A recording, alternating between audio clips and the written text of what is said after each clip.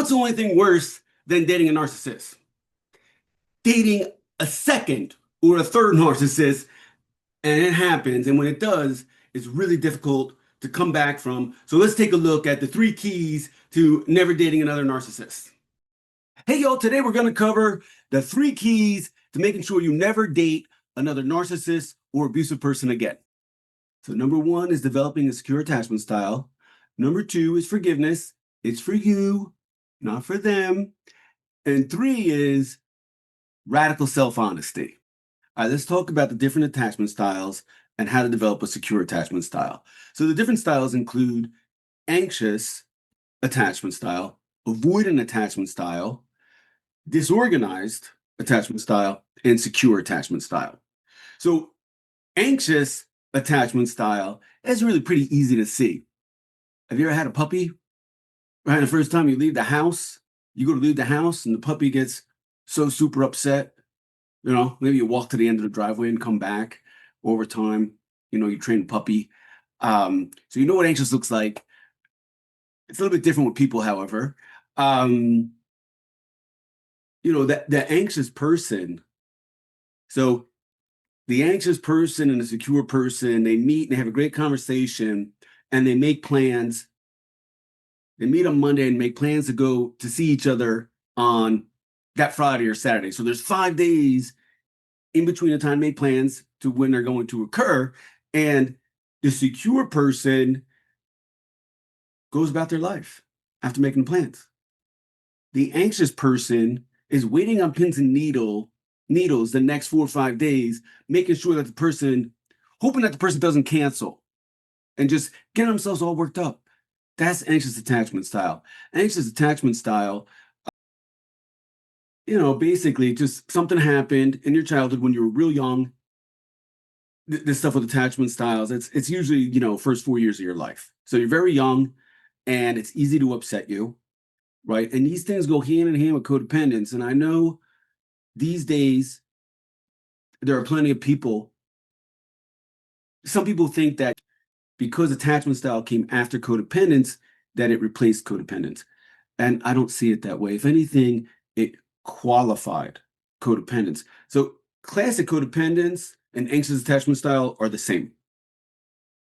Person didn't get their needs met for nurturing, and they took it personally and have been trying to fix themselves and trying to treat other people a certain way because they feel like if they do it right, that person's going to love them.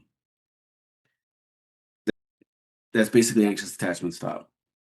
And I'm going to talk about a way, like a methodology that helps anyone become more secure. So that's anxious attachment style. The next one is avoidance. So anxious attachment style and avoidant attachment style, they go together. They're like peanut butter and jelly, okay? They do this little dance. We all do. But in any case, the avoidant person is all about themselves. All about themselves. And they really like the idea of being needed. And that's where love bombing could come in, because they can give you this feeling and you don't want that feeling to go away and you need them for that. It's more about ownership than love, and being completed, right, and nurtured. The avoidant wants somebody when they need them, but not necessarily all the time, and don't stand so close to me kind of thing, right? The avoidant is, they just have trouble letting someone all the way in because deep down they have that fear of abandonment, but they're in denial of that. And that is the difficulty in getting the avoidant person to work on themselves. They tend to have a lower EQ than the anxious person, and they may not be aware of their attachment style or willing to work on it.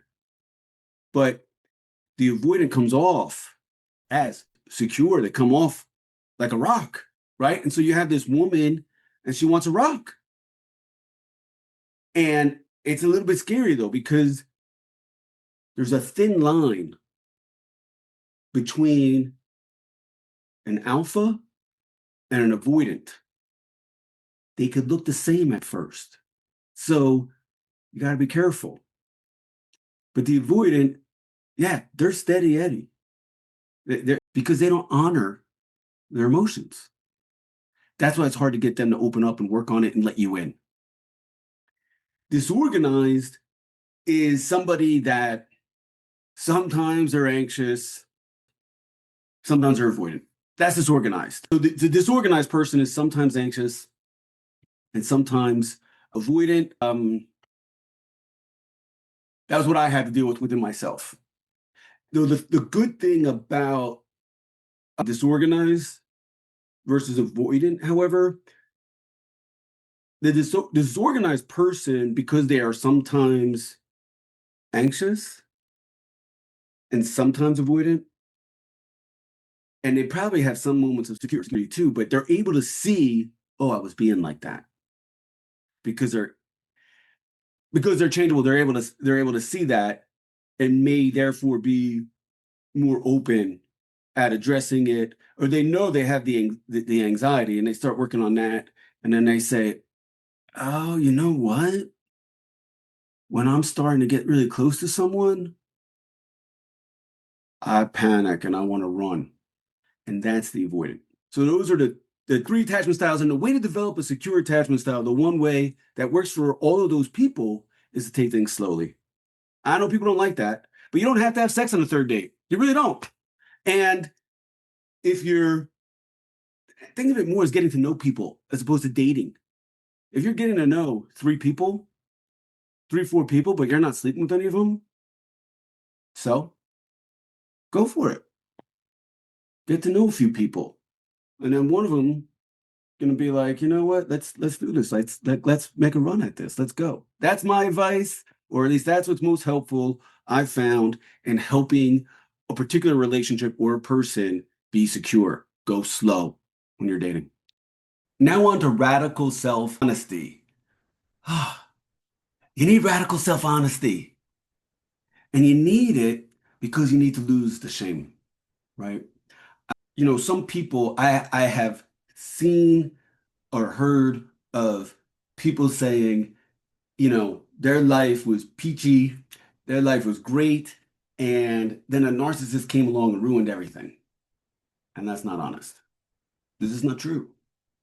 Because the narcissist, the first step in their process is determine the level of the other person's vulnerability. Okay? And so there was something there that they saw that they felt they could exploit. That's the reality.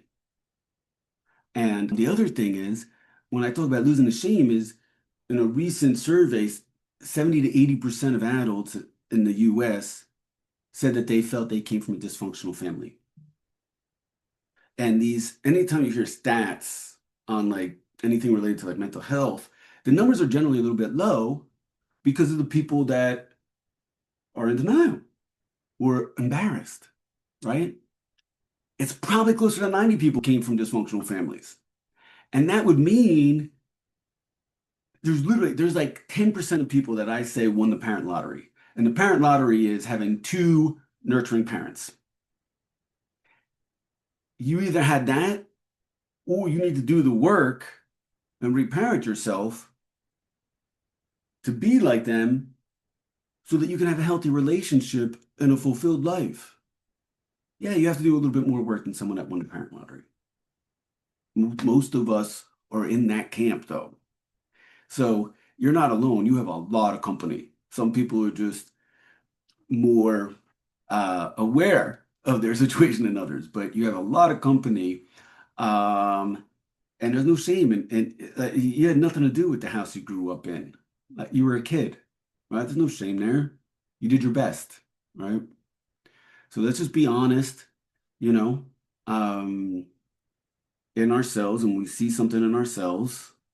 Let's just be able to say, yeah, I kind of did this, whatever it is, because there was things that happened that created the relationship if you dated a narcissist, and then there's things that happened that you notice that you could have gotten out or made you think you should get out, but you stayed, right? So why? You know, we have to be radically honest about why we ended up in the relationship and why did we stay.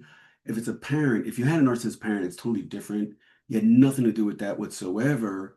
And having a relationship with a narcissist, therefore, seems normal for you.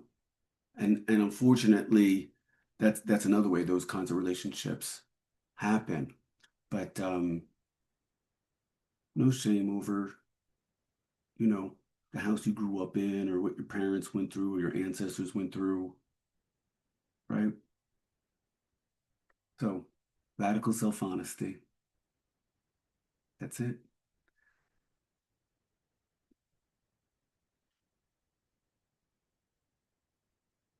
I'm David Jax. I hope you liked this video. If so, please go ahead, like, share, subscribe. We'll see you next time. What I mean is, right? So why? You know, we have to be radically honest about why we ended up in the relationship and why did we. If you had a narcissist parent, it's totally different. You had nothing to do with that whatsoever. And having a relationship with a narcissist, therefore, seems normal for you.